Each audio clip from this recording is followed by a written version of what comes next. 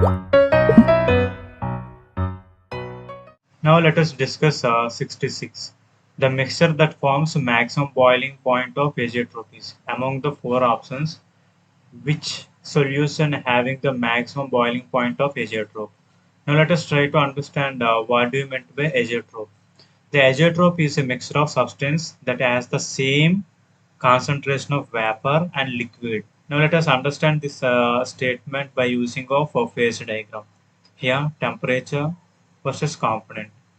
Here we see that left hand side vapor and the liquid phase is present. Here right hand side liquid and vapor phases are present. The above only vapors are exist and below only liquids are exist. At this point this is an azeotrope. That means vapor and the liquid having the same concentrations. This is called the azeotrope.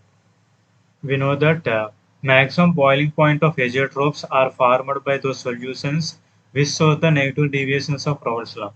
That means which solution shows the negative deviations of Raoult's law, that's having the maximum boiling points. Here is the list of solutions which shows the negative deviations of Raoult's law. There are 8 solutions which shows the negative deviations of Raoult's law. You have to remember. Using of these 8 solutions, now verify the given options. Option 4 is not present in among the 8 solutions, so option 4 is eliminated. Acetone plus carbon disulfide. Acetone is present, but carbon disulfide is not present, so option 3 is also eliminated.